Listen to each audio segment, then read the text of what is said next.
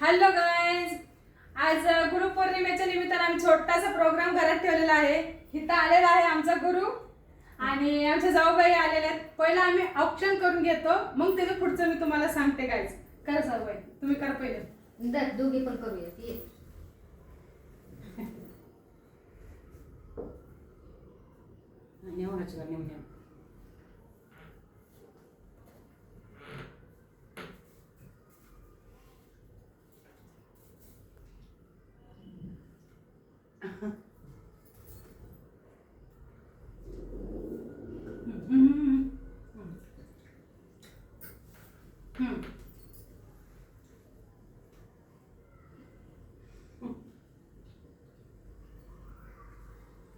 तर आता मी थोडस बोलते.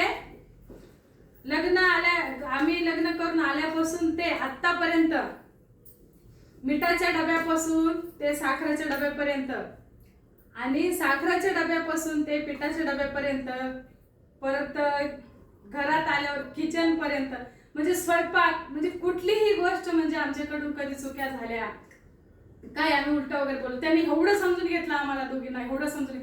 आमच्या दोघींच्या बरोबर भांडणं सुद्धा व्हायच्या.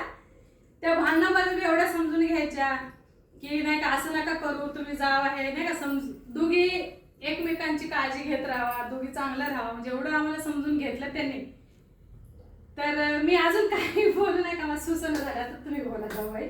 आता काय सगळं आमच्या जाऊबाईने बोलून झालंय.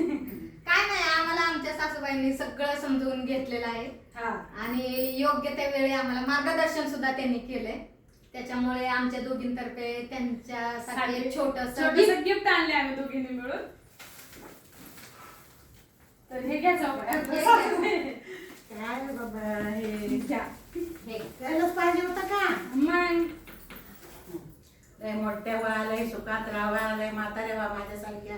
माझं तुम्हाला दंड आयुष्य लागून द्या.